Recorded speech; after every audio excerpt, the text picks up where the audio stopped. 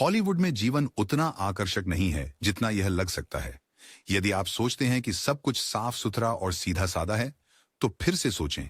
पर्दे के पीछे षड्यंत्र, हत्याएं और शक्तिशाली स्टूडियो के खतरनाक व्यक्ति हैं, जिन्होंने हमारे प्रिय कलाकारों से कुछ ऐसा करवाया जो आपने कभी सोचा भी नहीं होगा। बने रहें जब हम स्वर्ण युग हॉलीवुड के छिपे हुए काले रहस्यों का पर्दाफाश करेंगे, जिन्हें केवल कुछ ही जानते थे, और हम प्रत्येक के पीछे के वास्तविक अपराधियों का भी खुलासा करेंगे। चार्ली चैपलिन के नाबालिग महिलाओं के साथ संबंध। चार्ली चैपलिन फिल्म इतिहास की सबसे प्रिय शख्सियतों में से एक हैं। अपने हास्य प्रतिभा और अपने प्रसिद्ध किरदार द ट्रैम्प के लिए जाने जाते हैं। हालांकि उनका निजी जीवन विवादों से भरा हुआ था, विशेष रूप से उनकी बहुत कम उम्र की महिलाओं के साथ संबंधों के कारण। चैपलिन का नाबालिग लड़कियों से शादी करने का एक पैटर्न था, अक्सर संदिग्ध परिस्थितियों में। उनकी पहली पत्नी मिल्ड्रेड हैरिस केवल 16 वर्ष की थीं जब उन्होंने शादी की, और उनकी दूसरी पत्नी लीटा ग्रे भी 16 वर्ष की थीं, जिनसे उन्होंने तब शादी की जब वह गर्भवती हो गईं। युवतियों के साथ चैपलिन के संबंध कई घोटालों का विषय थे, विशेष रूप से उस युग में जब नैतिक मानदंड अधिक कठोरता से लागू किए जाते थे। इसके बावजूद चैपलिन ने अपने करियर में सफलताएं जारी रखीं और अंततः उन्होंने ऊना ओनील के साथ स्थिरता पाई, जिनसे उनके 8 बच्चे हुए। फिर भी अपने शुरुआती वर्षों के चिंताजनक व्यवहार ने उनकी विरासत पर एक साया डाल दिया है, जिससे पुराने हॉलीवुड में सेलिब्रिटी रिश्तों की नैतिकता पर सवाल उठने लगे हैं। जोआन क्रॉफर्ड ने अपने दांत निकाल दिए। जोआन क्रॉफर्ड की चौंकाने वाली खूबसूरती और तीखे गाल की हड्डियां उनकी सबसे पहचानने योग्य विशेषताओं में से एक बन गई, लेकिन बहुत कम लोग जानते थे कि उन्होंने अपनी उपस्थिति बनाए रखने के लिए कितनी अत्यधिक कोशिशें की। अपने 20वें दशक में क्रॉफर्ड ने अपनी पीठ के कुछ दाढ़ के दांत निकलवा दिए ताकि ऊंचे गाल के हड्डियों का भ्रम पैदा किया जा सके, जिससे उनके चेहरे की ध्रुवीयता बढ़ सके। यह कठोर कदम हॉलीवुड में महिलाओं पर डाले गए जबरदस्त दबाव का परिणाम था, जिससे उन्हें एक बेदाग और आकर्षक छवि बनाए रखनी पड़ती थी। परफेक्शनिज्म के लिए जानी जाने वाली क्रॉफर्ड उन कई अभिनेत्रियों में से एक थीं जिन्हें उनकी संबंधी कठोर जांच का सामना करना पड़ा। दिखावट।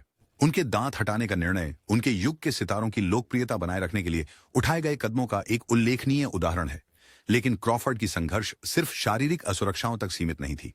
उनका व्यक्तिगत जीवन उथल-पुथल से भरा था, विशेष रूप से उनके तनावपूर्ण संबंधों में। बच्चे।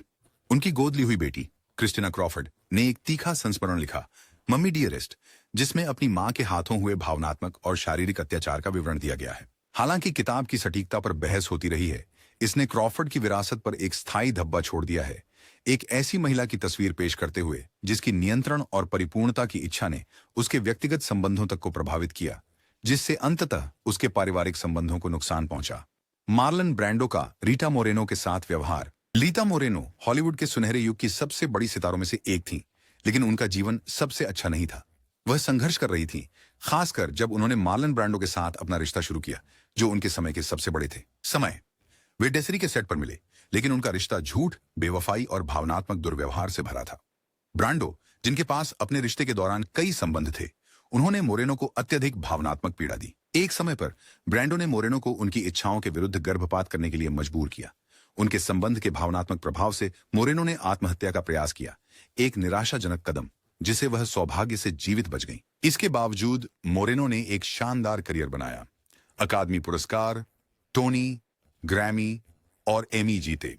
हालांकि ब्रैंडो के साथ उनका अनुभव हॉलीवुड के रोमांटिक संबंधों के काले पहलू को उजागर करता है, जहां ताकत का असंतुलन अक्सर जहरीले संबंधों की ओर ले जाता है। जबकि ब्रैंडो की प्रतिभा का अब भी जश्न मनाया जाता है, उनकी व्यक्तिगत जिंदगी यह याद दिलाती है कि कैसे सबसे प्रतिष्ठित व्यक्ति भी गहरे परेशान करने वाले दोषों के साथ हो सकते हैं। जूडी लुइस हॉलीवुड शाही परिवार की गुप्त संतान थीं। जूडी लुइस की कहानी शायद हॉलीवुड के इतिहास की सबसे चौंकाने वाली और दिल दहला देने वाली कहानियों में से एक है। अभिनेत्री लोरेट्टा यंग और क्लार्क गेबल की बेटी का जन्म अविवाहित अवस्था में हुआ था, एक ऐसे समय में जब ऐसा स्कैंडल बर्बाद कर सकता था। करियर। वह जूडी लुइस थीं।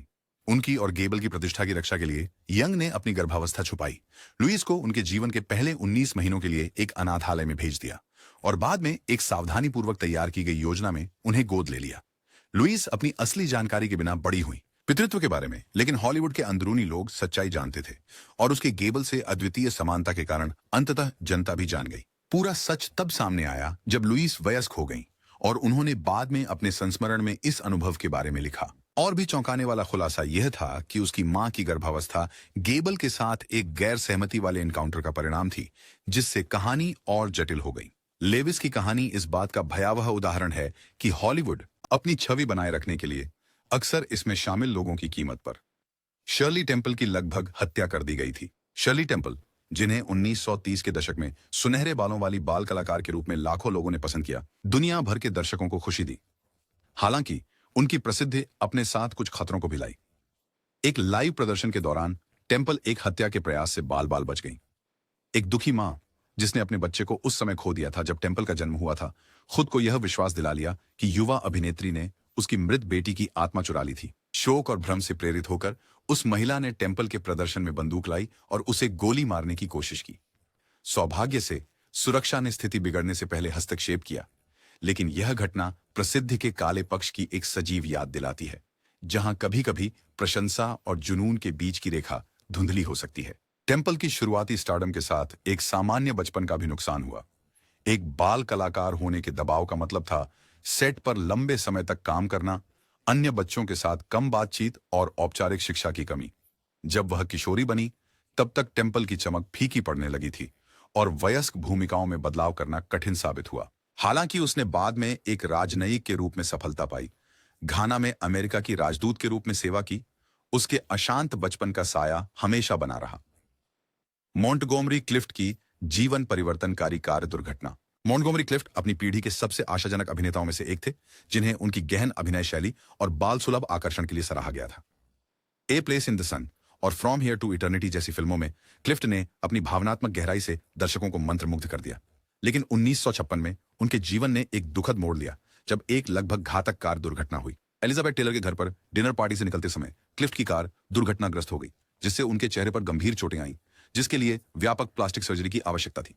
इस दुर्घटना ने न केवल उनकी शक्ल बदल दी, बल्कि यह मादक पदार्थों के सेवन की ओर एक निचले पायदान की शुरुआत भी थी।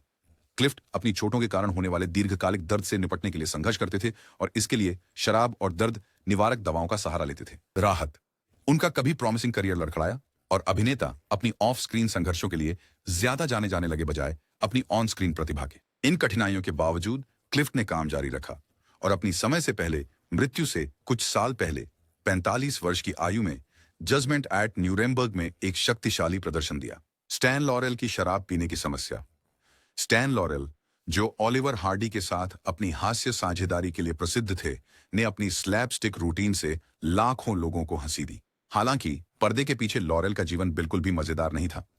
उनकी तीसरी पत्नी वेरा इवानोवा शुवालोवा ने उन पर हिंसक शराबी होने का आरोप लगाया। शुवालोवा के अनुसार लॉरेल ने एक बार उन्हें बंदूक से धमकी दी और यहां तक कि उनके पीछे के आंगन में एक कब्र भी खोदी, यह कहते हुए कि वह उन्हें जिंदा दफन कर देंगे। इन काले दामों ने शराब की लत के साथ हास्य अभिनेता के व्यक्तिगत संघर्ष की परेशान करने वाली तस्वीर पेश की, जो दुनिया के सामने उनकी हंसी खुशी वाली छवि के विपरीत थी। लॉरेल का नशे की आदत से संघर्ष हॉलीवुड में एक अकेला मामला नहीं था। शोहरत का दबाव, निरंतर निगरानी और सफलता की लगातार मांग ने अक्सर कई सितारों को नशे की लत की ओर धकेल दिया। लॉरेल के लिए, जिसने कई व्यक्तिगत और वित्तीय कठिनाइयों का सामना किया था, जिसमें असफल विवाह और मुकदमे शामिल थे, शराब बढ़ते तनाव से निपटने का एक तरीका बन गई। हालांकि वह काम करता रहा और हॉलीवुड के इतिहास में अपनी जगह बनाए रखने में सफल रहा, लेकिन लॉरेल का व्यक्तिगत जीवन उसके भूतों से त्रस्त रहा। जॉन ह्यूस्टन की वाहन हत्या। जॉन ह्यूस्टन को अब तक के सबसे महान फिल्म निर्माताओं में से एक के रूप में याद किया जाता है, जो द माल्टीज फॉल्कन और द अफ्रीकन क्वीन जैसी क्लासिक्स के लिए जाने जाते हैं। हालांकि उनका प्रारंभिक जीवन एक दुखद दुर्घटना से प्रभावित था। 1933 में निर्देशक बनने से पहले हस्टन एक कार दुर्घटना में शामिल थे, जिसमें अभिनेत्री टोस्का रूलियन की मृत्यु हो गई थी। हस्टन, जो उस समय शराब पी रहे थे, प्रभाव में गाड़ी चलाते हुए रूलियन को टक्कर मार दी। हालांकि एक कोरोनर की झुर्री ने उन्हें किसी भी गलत काम से बरी कर दिया, लेकिन इस घटना ने उनके जीवन पर एक अंधेरा साया डाल दिया। अफवाहें थीं कि हस्टन एक अधिक प्रमुख हॉलीवुड हस्ती क्लार्क गेबल को कवर कर रहे थे। कुछ ने अटकलें लगाईं कि गेबल कार चला रहे थे और हस्टन ने अपने दोस्त के करियर की रक्षा करने के लिए दोष लिया था। ये अफवाहें बाद में झूठी साबित हुईं, लेकिन इस घटना ने हस्टन के जीवन पर एक अमिट छाप छोड़ दी। इस दुखद घटना के बावजूद हस्टन ने एक लंबा और सफल करियर बनाया, लेकिन दुर्घटना की छाया और रूलियन के परिवार पर इसका प्रभाव उनकी विरासत का एक स्थायी हिस्सा बना रहा। मैरिलिन मोनरो का हकलाना बचपन के आघात के बाद शुरू हुआ। मैरिलिन मोनरो एक आदर्श हॉलीवुड आइकन थी, बेहद आकर्षक और लाखों लोगों द्वारा पसंद की गई। लेकिन सतह के नीचे मोनरो अपने बचपन से जुड़े गहन आघात से जूझ रही थी। पालक देखभाल में पली बड़ी और एक मानसिक बीमारी से पीड़ित मां के साथ मोनरो का प्रारंभिक जीवन अस्थिरता और भावनात्मक कठिनाई से भरा था। इस आघात के एक रूप में उसका हकलाना था, जो उसके अशांत बचपन के दौरान उभरा। हालांकि मोनरो ने अंततः अपने हकलाने पर काबू पा लिया। यह उसके जीवन भर उसके द्वारा उठाए गए भावनात्मक घावों का एक प्रतीक बना रहा।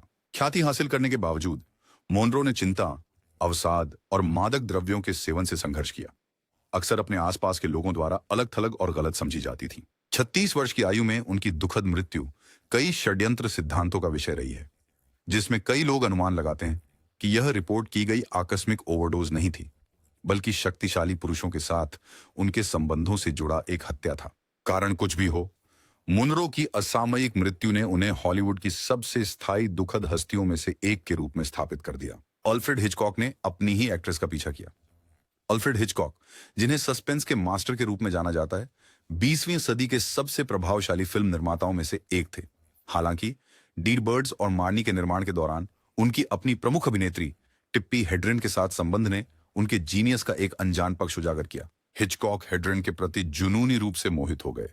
उन्हें लगातार निगरानी, अवांछित अनुरोधों और नियंत्रित व्यवहार के अधीन रखा। उन्होंने उसे अन्य कलाकारों से अलग कर दिया, यह स्पष्ट करते हुए कि उसका करियर उनकी स्वीकृति पर निर्भर था। हेड्रेन का हिचकॉक के साथ काम करने का अनुभव इतना दुखद था कि उसने फिर से उनके साथ काम करने से इनकार कर दिया, भले ही इससे उसके करियर को नुकसान हुआ। जबकि हिचकॉक की फिल्में मास्टरपीस के रूप में मनाई जाती हैं, हेड्रेन और अन्य अभिनेत्रियों के प्रति उनके व्यवहार ने कुछ महिलाओं के हॉलीवुड में विषम माहौल के बारे में सवाल उठाए हैं। हेड्रेन ने बाद में दुर्व्यवहार के बारे में बात की, यह सुनिश्चित करते हुए कि उनकी कहानी को दबाया नहीं जाएगा, भले ही हिचकॉक की विरासत बढ़ती रही।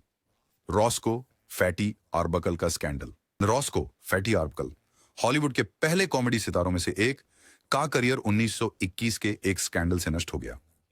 सैन फ्रांसिस्को के सेंट फ्रांसिस होटल में एक लेबर डे पार्टी के दौरान अभिनेत्री वर्जीनिया रैप बीमार पड़ गईं और कुछ दिनों बाद फटा हुआ मूत्राशय से उनकी मृत्यु हो गई। अर्बकल पर रेप करने और रैप्पे को घातक रूप से घायल करने का आरोप लगाया गया था, जो मॉड डेलमोंट द्वारा लगाया गया था, बावजूद इसके कि सबूत कम थे। सनसनीखेज मीडिया कवरेज ने अर्बकल को खलनायक बना दिया, जिसके कारण उन्हें गिरफ्तार किया गया और 3 प्रमुख परीक्षण हुए। हालांकि 1922 में उन्हें बरी कर दिया गया। जूरी ने यहां तक कि अपनी तरफ से माफी भी की। इलाज के बावजूद नुकसान अपूरणीय था। हॉलीवुड स्टूडियो ने उन्हें ब्लैकलिस्ट कर दिया, उनकी फिल्मों को हटाया और आर्बकल का कभी वादा करने वाला करियर था बर्बाद।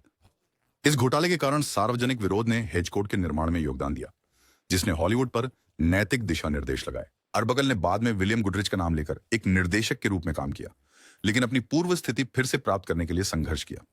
जैसे ही वह अपने करियर में वापसी करने की शुरुआत कर रहे थे, उनका 1933 में 46 वर्ष की आयु में दिल का दौरा पड़ने से निधन हो गया। उनके निर्दोष साबित होने के बावजूद आर्बकल की विरासत उस कांड से प्रभावित रही जो हॉलीवुड के सबसे कुख्यात पत्नों में से एक को चिह्नित करती है, एरोल फ्लिन के यौन उत्पीड़न के आरोप। एरोल फ्लिन, जिन्हें दी एडवेंचर्स ऑफ रॉबिन हुड जैसी फिल्मों में स्वाशबकलिंग भूमिकाओं के लिए सराहा गया, एक करिश्माई प्रमुख अभिनेता थे जिनका ऑफ स्क्रीन जीवन उनके ऑन स्क्रीन नायकत्व जितना ही कुख्यात था। सन 1942 में फ्लिन के करियर को बड़ा विवाद तब झेलना पड़ा जब 2 किशोरियों ने उन पर वैधानिक बलात्कार का आरोप लगाया। मुकदमा एक मीडिया सनसनी बन गया, जिसमें फ्लिन के आकर्षण और लोकप्रियता ने उन्हें व्यापक जनता में प्रसिद्धि दिलाई, सहानुभूति। अंततः वह बरी हो गया, लेकिन इस मामले ने उसकी हॉलीवुड छवि और व्यक्तिगत जीवन के बीच का स्पष्ट अंतर उजागर कर दिया। फ्लिन अपनी महिला प्रेम प्रवृत्ति, पार्टी करने की जीवन शैली और उसकी भोगवादी प्रवृत्तियों के लिए प्रसिद्ध था, जो अक्सर सुर्खियों में रहती थी। मुकदमे और उसके बाद के खुलासों ने उसकी विरासत को जटिल बना दिया।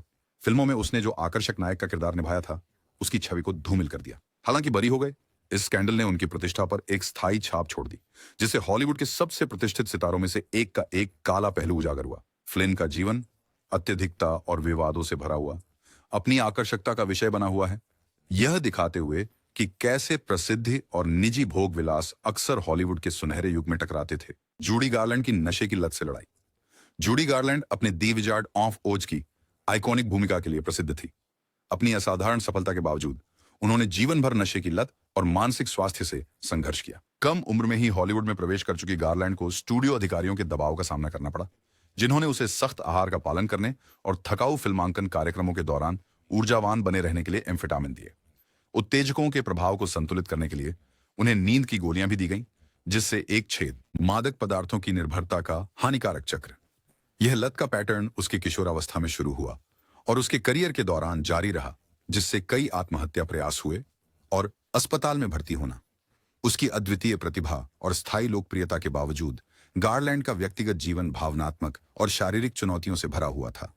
उसकी दवाओं पर निर्भरता और प्रसिद्धि के निरंतर दबाव के कारण अंततः 47 वर्ष की आयु में एक आकस्मिक ओवरडोज से उसकी दुखद मृत्यु हुई। गारलैंड की विरासत अद्वितीय प्रतिभा और स्थायी प्रभाव की है, लेकिन साथ ही यह हॉलीवुड की चमक दमक के पीछे व्यक्तिगत उथल पुथल से प्रभावित एक जीवन की भी है। जेन मैनसफील्ड की दुखद मृत्यु। जेन मैनसफील्ड, जिनकी अक्सर तुलना मर्लिन मुनरो से की जाती है, 1950 और 60 के दशक में एक प्रमुख हॉलीवुड स्टार थी और दी गर्ल कांट हेल्प इट जैसी फिल्मों में उल्लेखनीय भूमिकाएं निभाई। दुर्भाग्यवश उनका जीवन 1967 में समाप्त हो गया, जब उनका निधन एक भयानक कार दुर्घटना में मात्र 34 वर्ष की आयु में हो गया। आधिकारिक कारण था कि वह कार जिसमें वह थी एक ट्रैक्टर ट्रेलर से टकरा गई, जिसकी टक्कर से तुरंत ही मैन्सफील्ड और 2 अन्य की मौत हो गई। हालांकि वर्षों से साजिश के सिद्धांत उभरे हैं जो यह सुझाव देते हैं कि उनकी मृत्यु आकस्मिक नहीं थी। एक सिद्धांत दावा करता है कि कार के ब्रेक को जानबूझकर छेड़ा गया था, जिससे घातक दुर्घटना। कुछ लोग अनुमान लगाते हैं कि मैन्सफील्ड के कुछ विवादास्पद व्यक्तियों के साथ संबंध या उनके निजी जीवन में विवादों ने उन्हें एक लक्ष्य बना दिया होगा। इन दावों के बावजूद फाउल प्ले का समर्थन करने के लिए कभी कोई ठोस सबूत नहीं मिला और उनकी मौत को आधिकारिक तौर पर एक दुर्घटना के रूप में वर्गीकृत किया जाता है। फिर भी अफवाहें उन लोगों को आकर्षित करती रहती हैं जो हॉलीवुड सितारों की रहस्यमय और अक्सर दुखद किस्मत से मोहित होते हैं। यदि आपको वीडियो पसंद आया तो कृपया सब्सक्राइब करें और अन्य वीडियो देखें जो हमने सोच समझकर शोध के बाद बनाए हैं।